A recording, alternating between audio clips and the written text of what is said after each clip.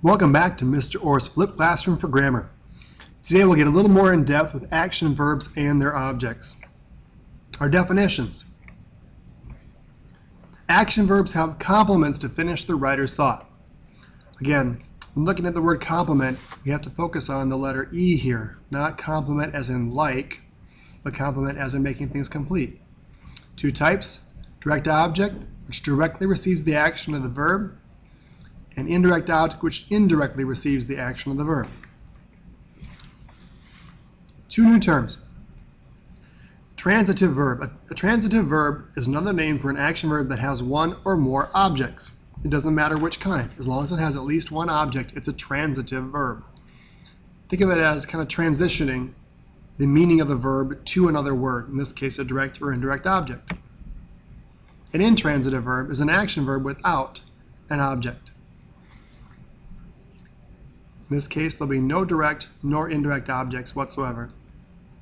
The how. Number one, find the verb. Because you find one doesn't mean you're, yep, you know the rest. Two, verify the verb is an action verb. If we're not finding an action verb here, then everything else in this particular lesson doesn't apply. If it's a linking verb, it's neither transitive nor intransitive. It's neither. Again, if it's a linking verb, it's not going to have a direct object nor indirect object. Once we know we have an action verb, ask the question, action verb what? In the example sentence, through what? If there's an answer to this question in the sentence, that answer is the direct object. Beware of just asking for the next word in the sentence. This isn't a sequential question. This is about meaning. So whatever is what was thrown, and that's the direct object.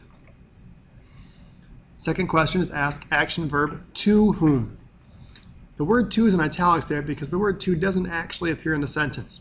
If it does, whatever comes after to in the sentence is either going to be a noun and therefore the object of the preposition to, or if to is followed by a verb, it's an infinitive.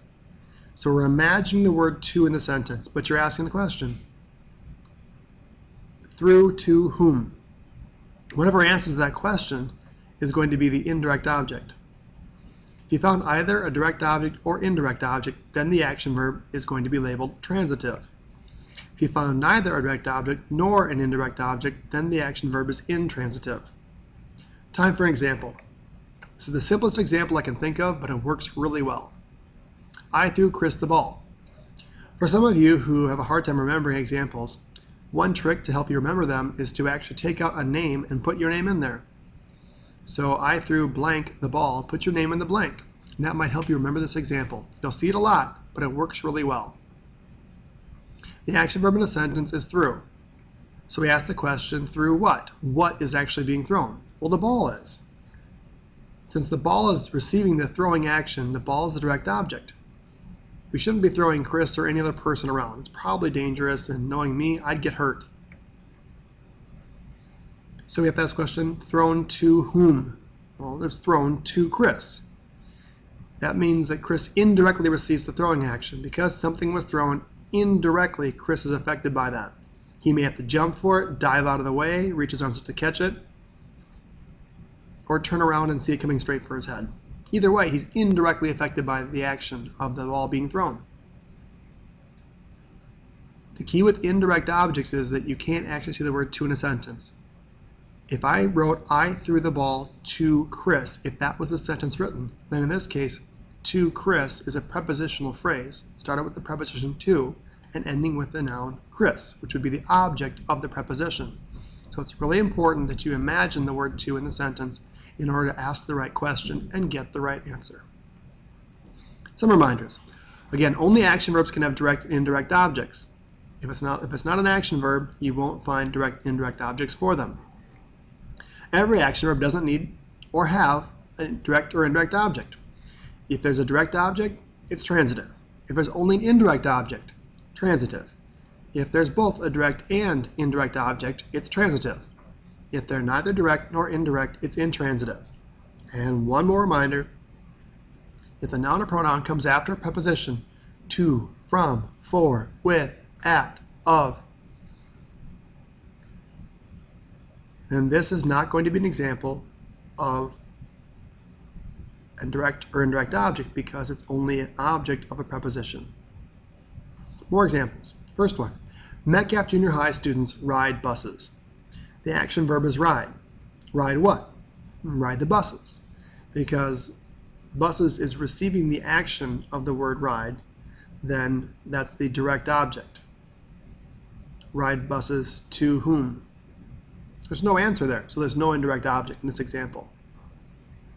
Mr. Orth told Kayla to sit down. She was a very naughty student, just remember that much. Mr. Orth told what? To sit down? It's not really clear. The reality is it's not an actual noun there, so there's no direct object. Mr. Orth told to whom? Well, I told it to Kayla. Kayla is the indirect object in this sentence. So in this case, there's an indirect only and no direct. One more example. Star Wars is my favorite movie. Yes, you'll see it over and over again, but it's true. The verb is. Stop. Is a linking verb, and so we're not going to worry about the indirect or direct objects. We'll continue our practice in class. Let me know if you have questions, and keep working at this. It might take time, it might get more complicated as time goes by, but you can do it. Just stay with it. Good hunting.